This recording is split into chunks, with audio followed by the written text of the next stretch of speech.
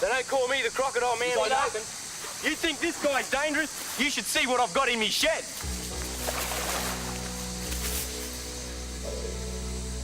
One of the things I do is get venomous snakes out of tight corners, in people's houses, or like here, in someone's car.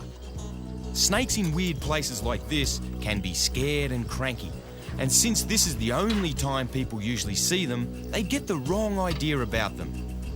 But a snake's real character is completely different.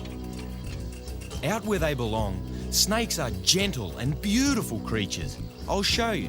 I'm going to take you on a journey across Australia to see 10 snakes, the 10 most venomous snakes in the world, every one a potential killer.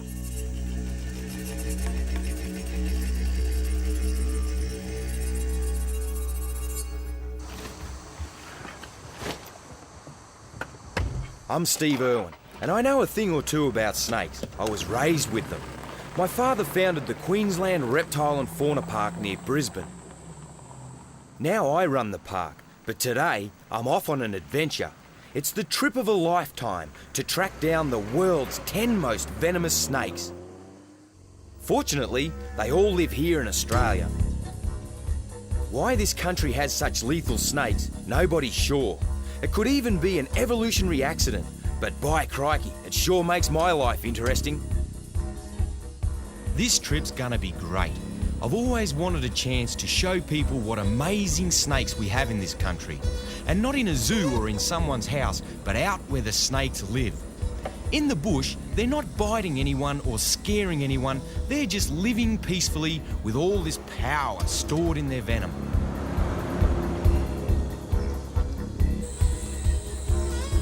We've still got a long way to go before we find our first venomous snake, but I've got to show you this.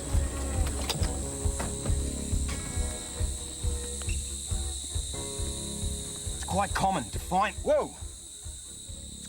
find snakes sunning themselves or absorbing the heat out of the tarmac here in southeastern Queensland. Now, this isn't one of the venomous snakes we're after. This is actually a carpet python. Now, although it doesn't possess any venom, it's still got quite a hefty bite. Now, when I try and touch it, it's retaliating by trying to bite me. I think it's very important that I just shift him off the road because snakes get clobbered all the time. He's a beauty. This python doesn't know how lucky it is to meet a snake lover like myself. A lot of drivers out here will swerve to run over a snake.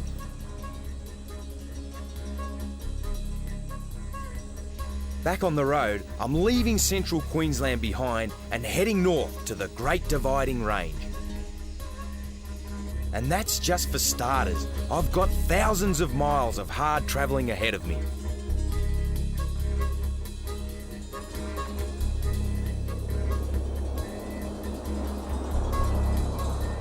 The first stop's Darwin in the Northern Territory. This tropical city is home to number 10 on my list, the 10th most venomous snake in the world. It's the western brown.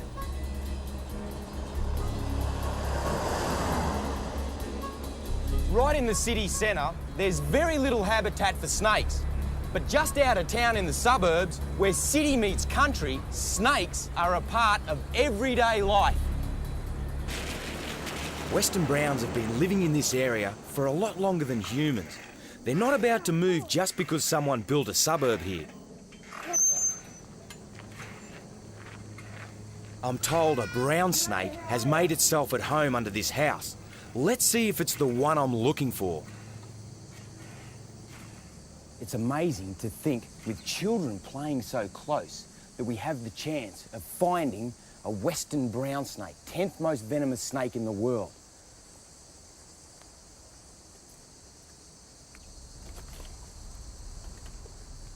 Up here in the hot, tropical north, the sun is very intense.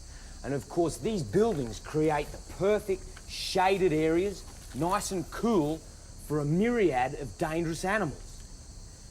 Mice and rats often dwell in amongst the rubbish, and of course, your venomous snakes come searching for them, and this tarp is a great place for snakes.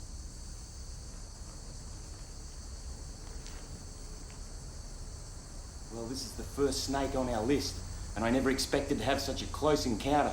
Very important I don't breathe on it or move suddenly, because this is a western brown. Real healthy looking one too. They're quite a volatile, dangerous snake, and in this confined area underneath a house, let alone in close proximity, he's best left alone.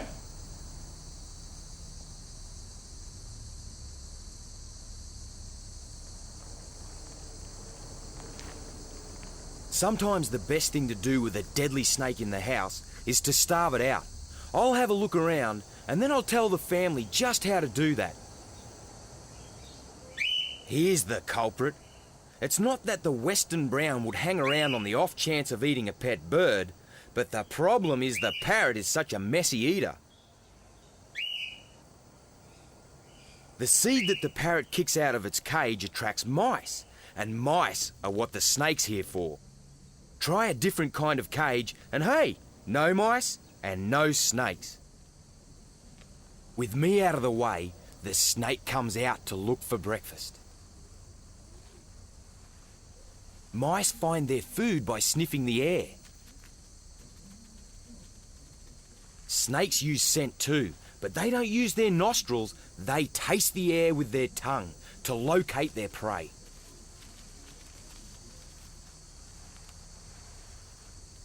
No feet means no footsteps. Mice can hear very well, but they still won't know about the snake until it's too late. The tongue flicks, tracking the mouse long distance, and the mouse is as good as dead already.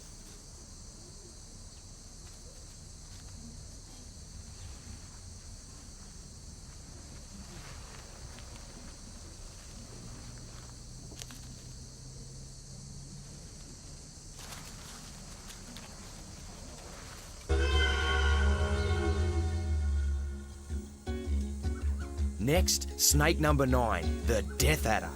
To find this one, it's back into Queensland. We've got to get out into the real bush. This piece of wilderness is known as Robinson's Gorge. It's made up of forests and steep cliffs. Over millions of years, wind and water have carved the sandstone into caves and overhangs. Perfect for animals such as rock wallabies.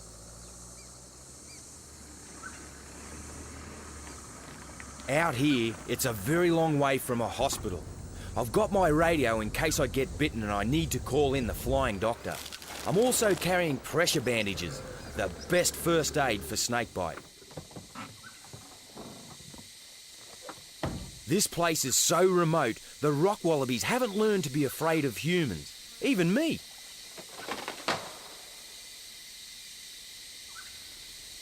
Creeping around these cliffs takes a fair amount of skill. It's not quite as easy as crawling under houses. Death adders usually live on the most inaccessible ledges.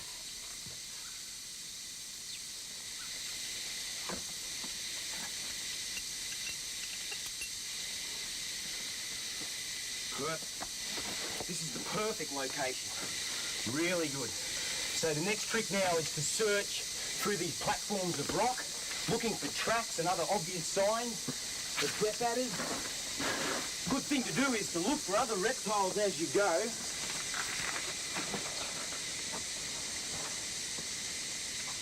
The sun's pretty hot right now, and there's probably some around here cooling off in the shade. Here we go, this is it. You can see here, these are very distinct death adder tracks, pushing the sand down. This is brilliant. Now we're going to have to be a bit careful because we're close. These snakes won't move out of your way. They'll wait until you stand on them. He's come along here, flattened out, down towards this leaf litter.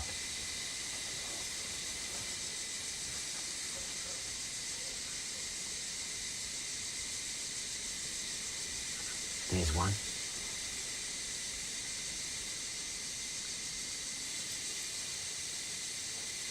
What a little beauty. I'm going to expose this death adder. I'm in no danger at all. They're a very shy, timid, placid snake, and this is what causes them most of their problems, in that they won't retreat and run out of people's way. They'll sit, relying on their camouflage, thinking they're safe. People stand on them, whack, they bite low and hard. This looks dangerous, I know, but the secret is being as slow and smooth as the snake is. Now this is a potentially dangerous situation we've got here. Nothing worse than a death adder through your shoelace.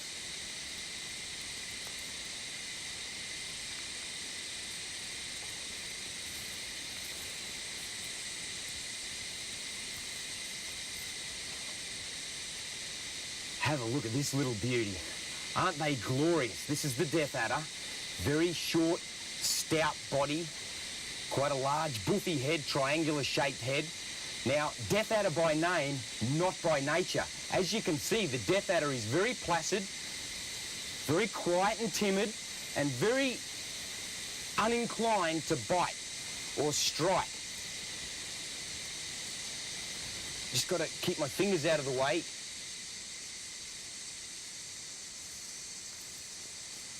Now, the death adder's also got a very good set of fangs, a lot larger than any of the others that we're going to take a look at.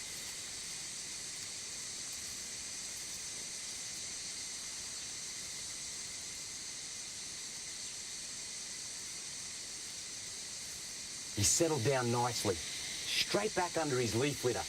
It's important for me to remember that I'm a visitor in his territory and this is his environment, so I better get out of here because I've got a heck of a climb before sundown.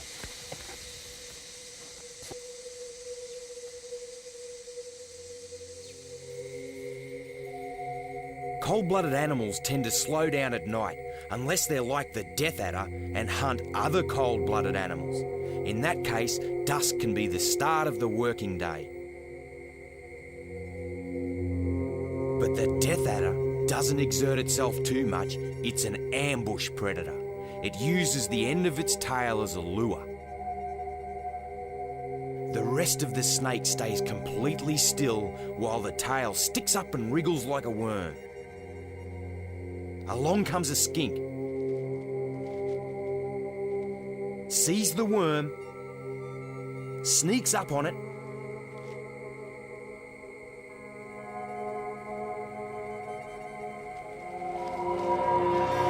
pow! Gets a deadly injection of venom. It's a huge overdose, a lot more than is needed to kill one skink. But the death adder doesn't strike very often. It won't need another meal for 3 or 4 weeks.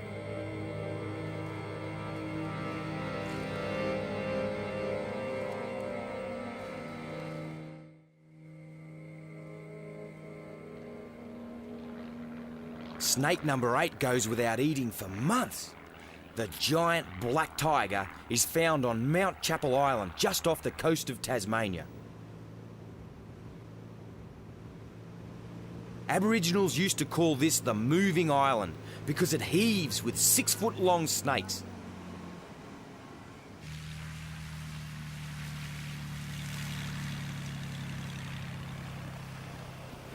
Of course, the snakes don't realise how much they frighten humans. They're too busy being frightened of us. When I turn up, they hide in their holes. I'm gonna have to root them out.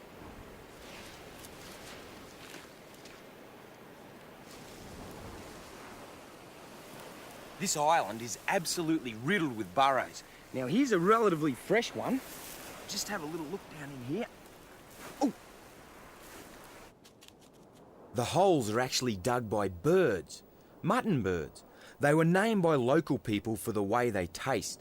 Masses of them breed here every summer, and their chicks provide enough food for the snakes. The chicks take a couple of months to grow their feathers and fly away.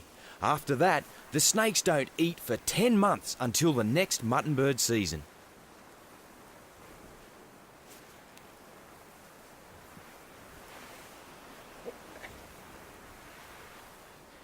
Now this is a juvenile, and he's still got these bands, very typical of the tiger snake, which you'll lose as he reaches adulthood. And you can see how nippy he is. A little bit naughty. Whoa. Now, check this out. Here's the difference. This place crawls with snakes. Have a look at this one. This is an adult. Very large. Probably got a mutton bird in his belly there. And he's lost all those bands and his solid black colour. And he's a beauty. Now, unlike that smaller one, he'd have no natural predators.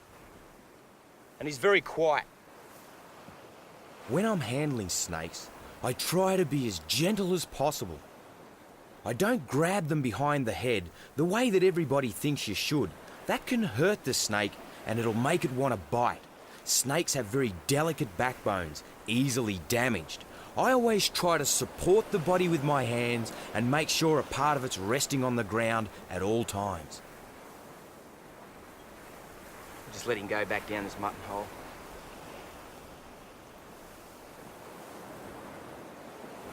Then I'd better be off. No time to hang around on this trip.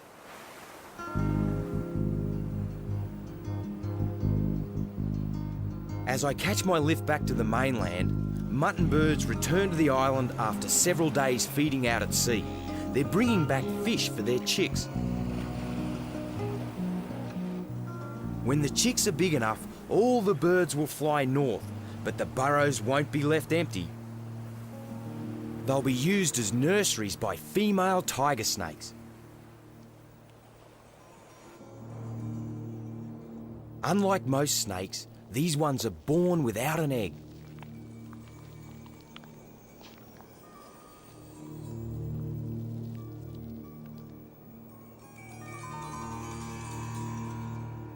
The babies come out fully formed. They're completely independent and armed with the world's 8th strongest venom.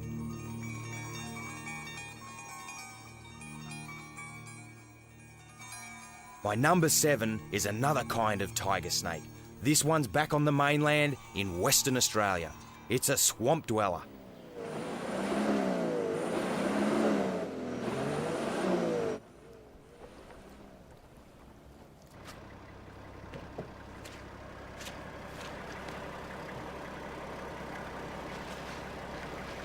Have a look at this stuff.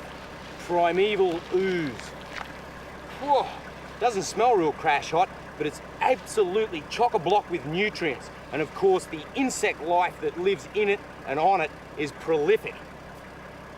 And as far as the snakes are concerned, insects are good for one thing: keeping the frogs fed, fat and ready for eating.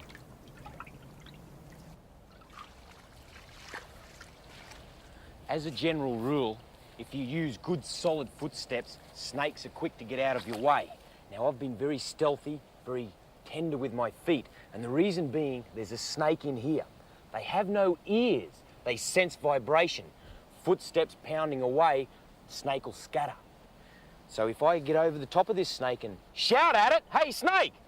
it won't react. It can't hear me.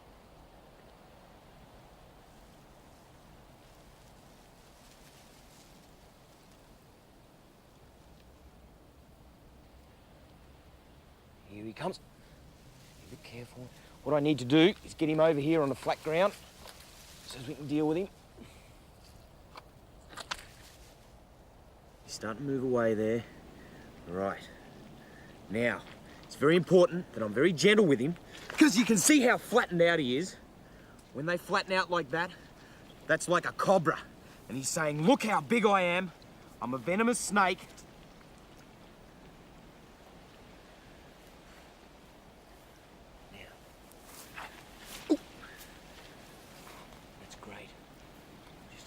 Be careful. Try and get in and get his tail.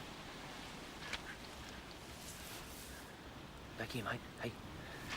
Keeps covering his tail up nicely. Very hard to get them when they're like that. Oh! You're a grumpy snake. He's a little bit cranky. Now wait. Wow, too close. That was too close. Nearly picked me up on the nose. Getting bitten on the face is really hard because you can't get a pressure bandage on it. This snake is particularly aggressive. The reason being is I've got him cornered. He feels confronted. He thinks I'm going to hurt him, perhaps even eat him. His only form of defense is aggression, to retaliate. And it's very important that I get him by the tail, otherwise I'm not able to manipulate him. And what happens is every time I try, get him by the tail, he swings at me. That's it. Right. I'm getting as tired of him as he is of me.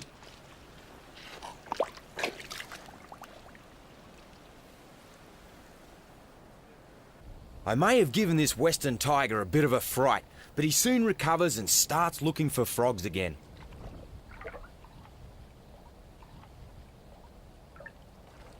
To catch frogs, a snake has to do what frogs do: swim a little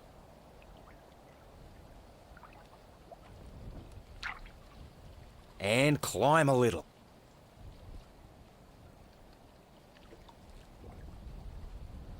Frogs climb using sticky pads on their toes. Snakes have to do without toes. They climb by rippling their belly scales, rather like steps on an escalator. Snakes' ancestors were lizards, burrowing lizards. They lost their limbs in the process of becoming better burrowers. So snakes were originally designed for narrow holes, but in fact, they can go almost anywhere other animals can go. But that doesn't mean they always get what they're after.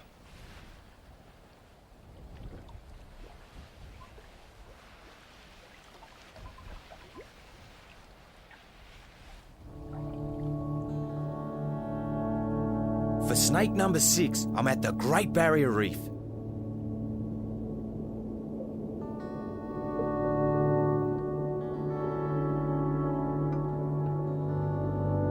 The beaked sea snake is the most venomous sea snake of them all. Sea snakes need to be highly venomous in order to immobilize their prey quickly. Venom is also a great defense system, and so is hiding in the coral, which is where all the snakes must be at the moment.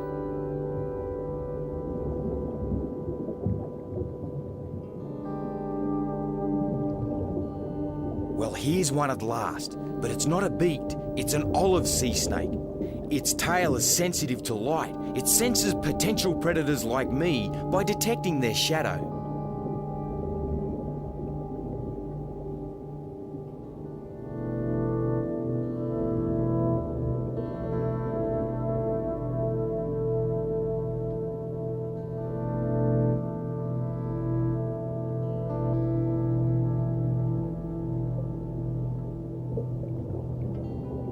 Here's another olive, and it seems a bit more friendly.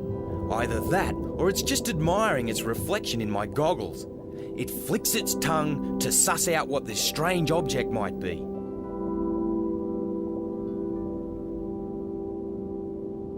But it soon loses interest when it realises I'm not another sea snake.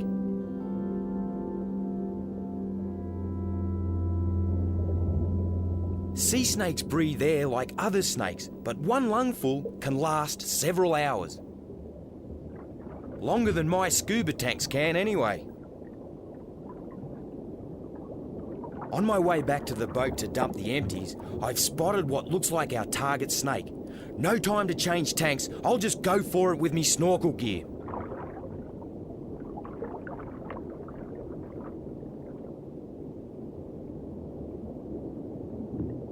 Nah, it's not a beaked. It's a near relative, a Stokes' sea snake.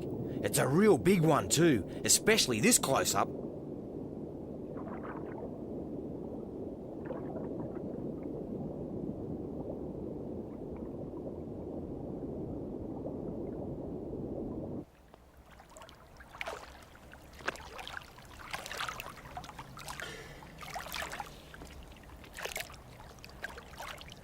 Glorious sea snake. Absolutely glorious. They've got some incredible body structure. You can see how their belly scales have come down and divided to make a keel to aid in swimming. Cute head.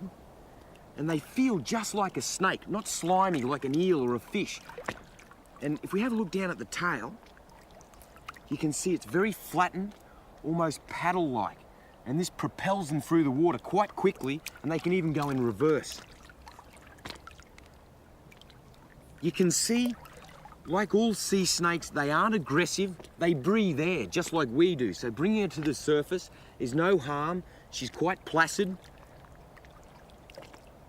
And take a look at those nostrils. See how she opens and closes them? They're totally watertight. Let's just let her go and see what she does.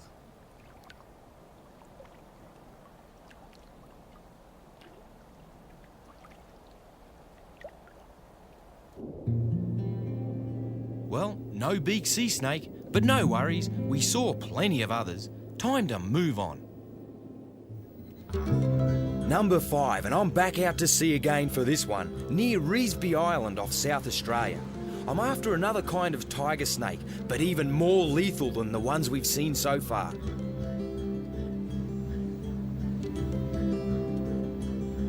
When I set foot on Revesby, I'll be its entire human population.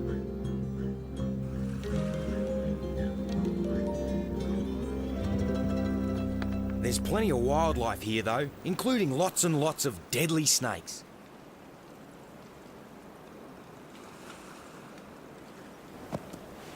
The weather changes on this island are quite rapid. 1 minute it's sunny, next minute it's cloudy. But I actually think that this cloud cover is going to work for me. Perhaps there'll be a few tigers out.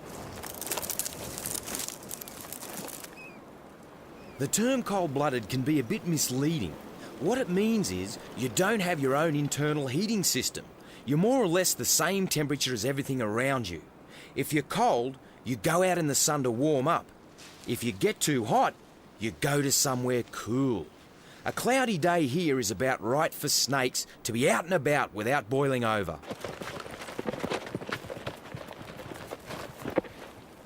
Whoa, what a little ripper.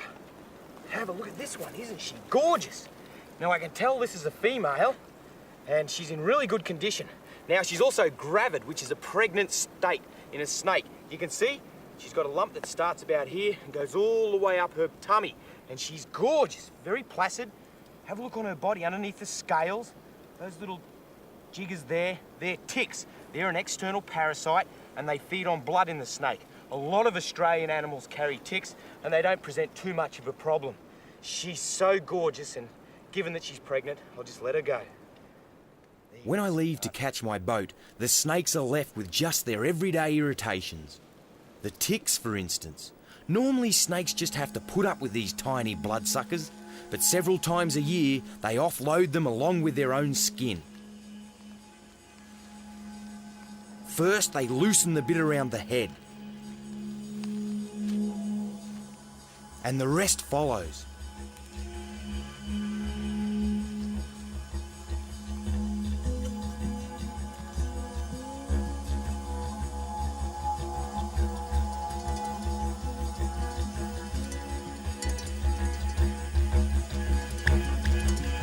One totally tick-free snake, for a while at least.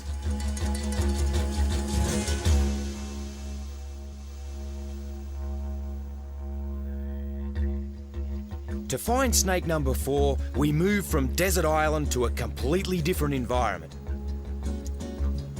But the snake we're after isn't so different from the last. It's yet another kind of tiger snake, the eastern tiger, the deadliest tiger of all.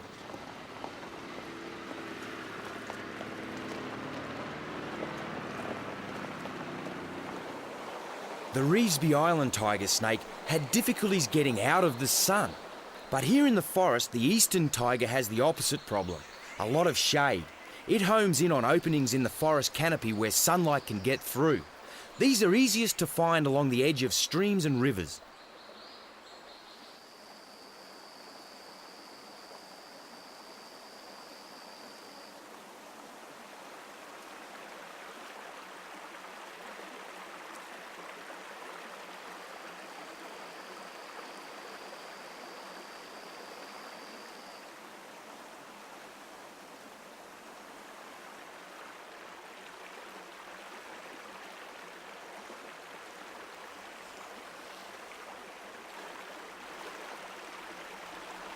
What a great example of how a snake, if unmolested and left alone, is quick to get out of your way, not stand and strike.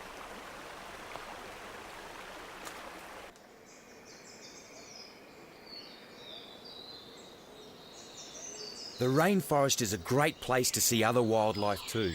You just got to keep your eyes peeled.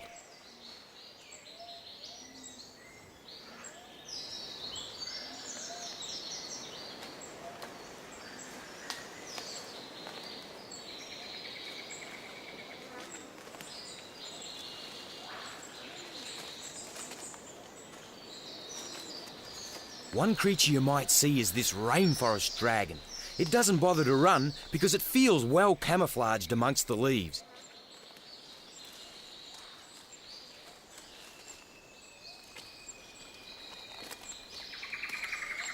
Snakes aren't so confident though. When they sense the vibrations of my footsteps, they take cover. I'll have to check out some of their hiding places.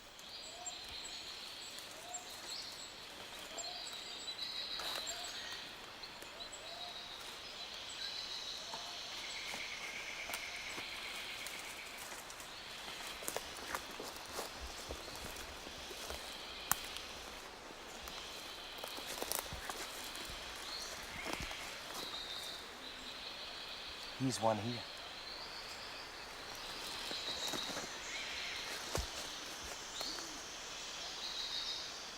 Good.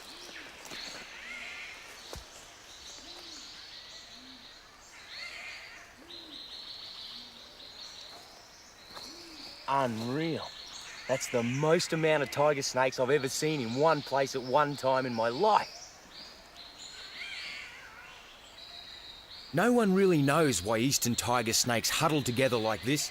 Maybe they just like the company.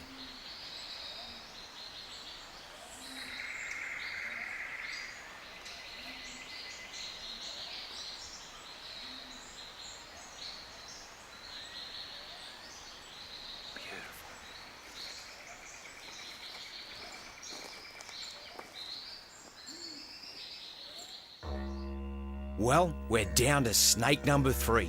We're leaving the wilderness and heading for eastern Queensland's sugarcane fields. This is taipan country.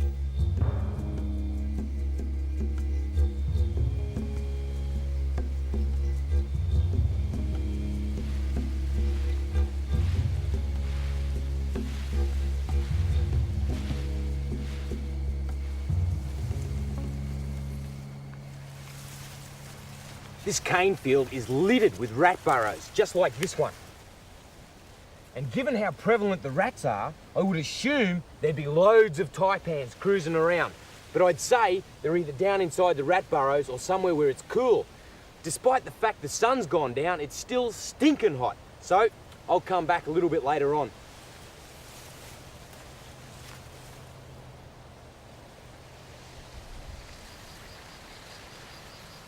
Night isn't necessarily the best time to find taipans, but when it's so hot during the day, it's probably a better bet. It's certainly when the rats are most active.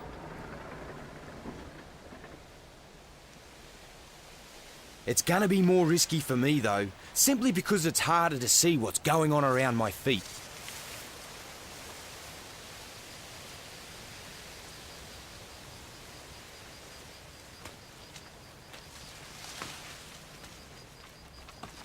Woo, taipan.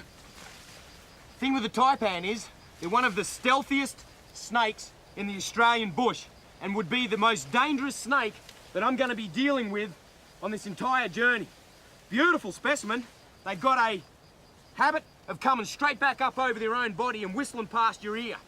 So let's have a look at him, and then I'll just release him on his way.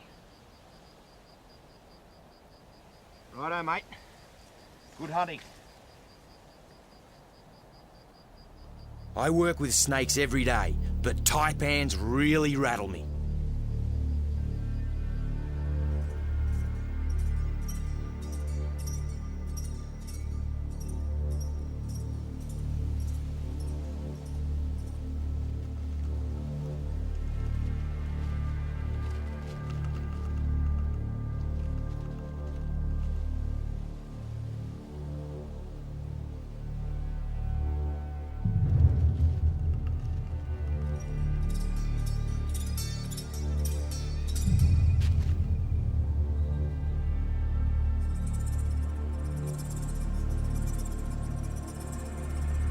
This gaping mouth must look pretty intimidating to a rat, but that's not the point.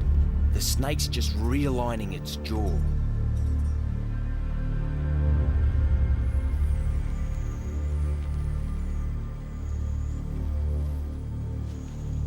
The rat's cover is soon blown wide open.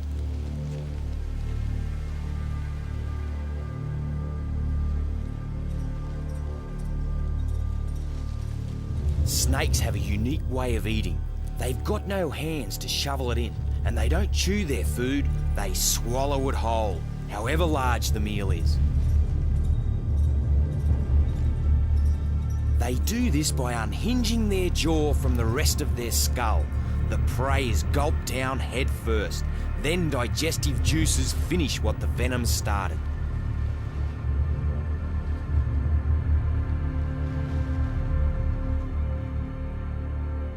To see the second most venomous snake in the world, I'm going home to Brisbane, stopping off at the reptile park to say g'day to my animals.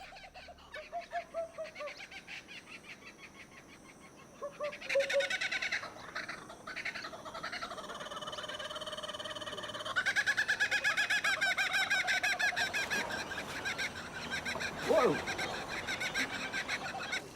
A common brown snake, number 2 in my top 10, has been seen behind my own house. Welcome into my shed. Every boy's got to have a shed. Now, I grew up in here. This shed's been here since the 1970s. Now, Terry, my wife, tells me somewhere in here there's a common brown snake, and a large one at that. She estimates it to be 2 metres, 6 feet. Ideally, what they'll do is they'll stay low. They're a terrestrial snake, not venturing very high, and they're no good at climbing. Now, this is the perfect scenario for a brown snake, because where you've got rats and mice, of course, that's where you'll find your brown snakes. They come in and around through here, searching, looking for food. Oh, there goes a little mouse now. European house mouse.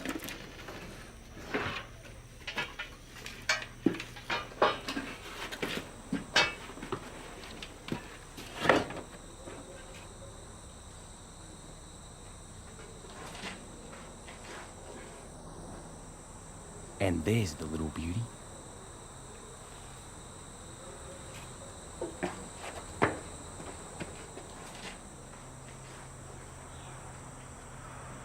Snakes quite often find their way up into cars, engine blocks.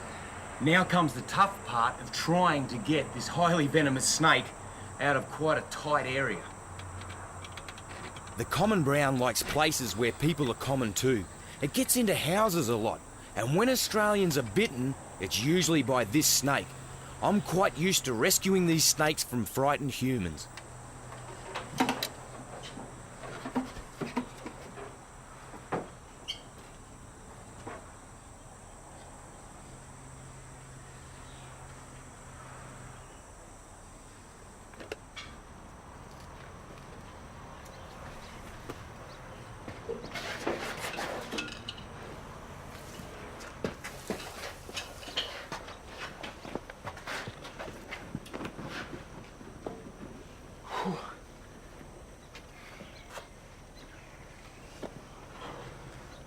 Wow, what an epic. Common brown in that kind of environment is certainly very dangerous.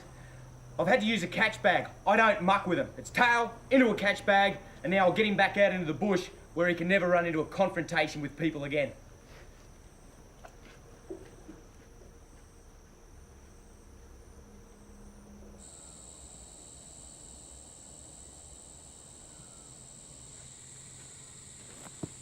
This is one of the greatest rewards for me, being able to release a potentially dangerous animal back out in the wilderness where he belongs.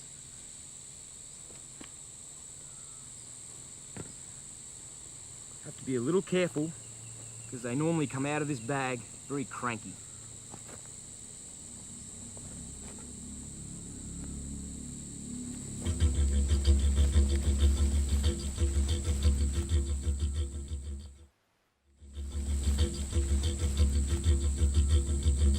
And now it's time to meet number 1.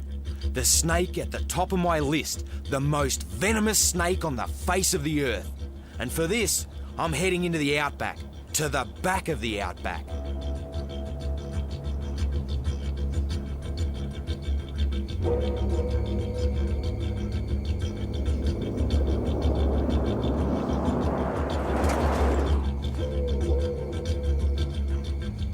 From Brisbane, it's a tough 3-day drive. Some of the livestock stations out here are the size of small countries.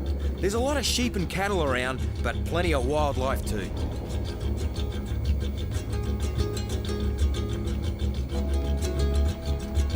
For this last encounter, I've brought along my best mate Wes. And we're taking motorbikes because where we're going, even 4-wheel drives are up the proverbial creek. If you were gonna get bitten by a venomous snake, you couldn't choose a worse place. We're miles from any kind of medical help. That's why I've brought along Wes as backup.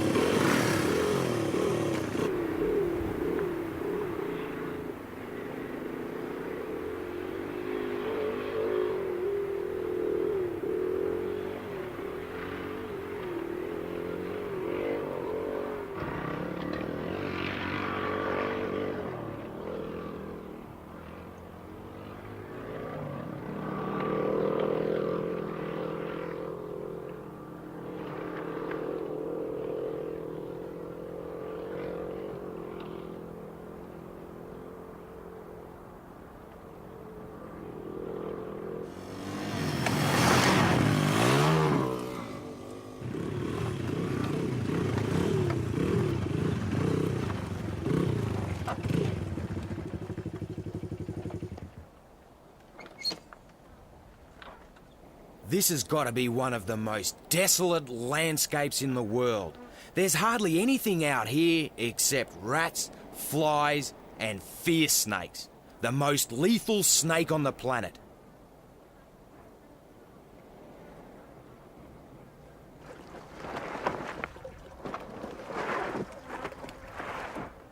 This is my country, and I've grown up out here. And the fierce snake, he's an old mate of mine. But I tell you what, if you take a hit in a remote area like this, even Wes won't be able to help me. The fierce snake possesses enough toxins that in one bite, he'd be capable of killing over 100 adult humans. Pretty awesome. I've been handling snakes since I was a kid, and I've never been bitten. But that doesn't mean I'm not nervous. You've got to have respect for these deadly snakes, and when you're handling them, you can't let your mind wander.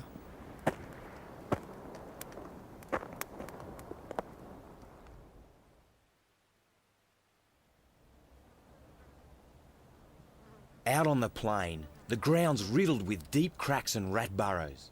The perfect spot for a fierce snake to lay her eggs.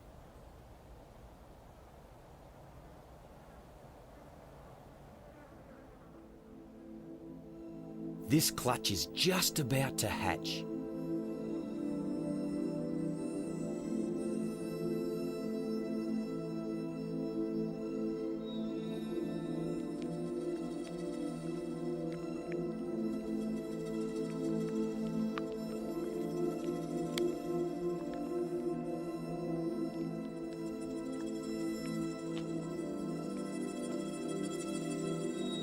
At this early stage, the young look completely harmless. But appearances can be deceptive.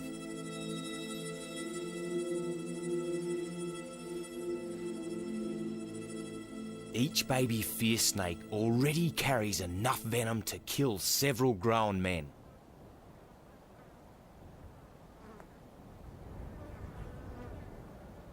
Certainly enough to knock us around.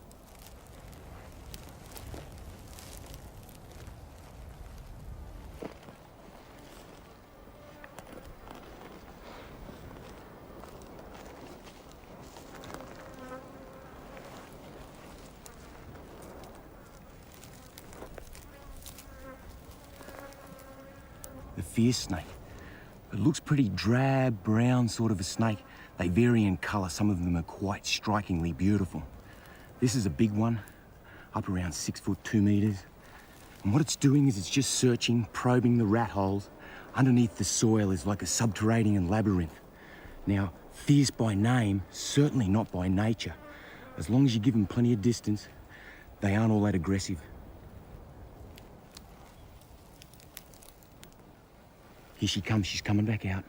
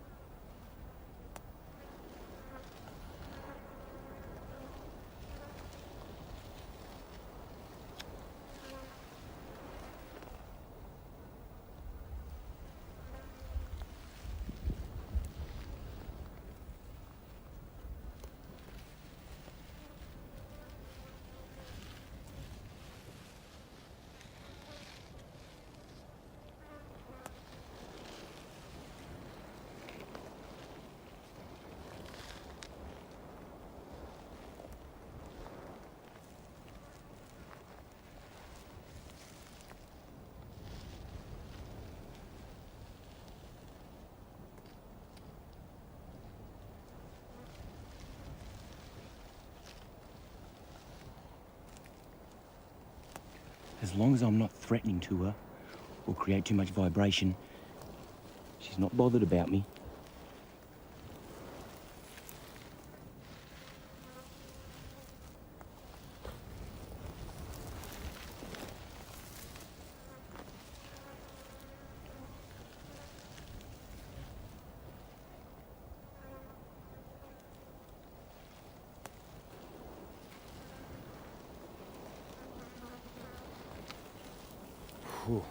Well, that hasn't happened to me before, or anybody else. Anybody alive, that is. Just think, the deadliest snake on Earth came up and gave me a lick.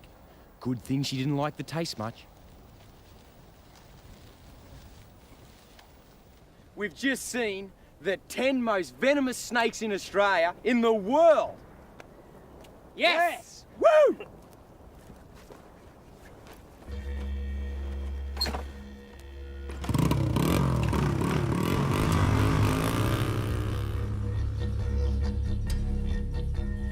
That was a wild adventure for me. I hope you've enjoyed it too. Snakes really are special, and there's a lot more to learn about them yet.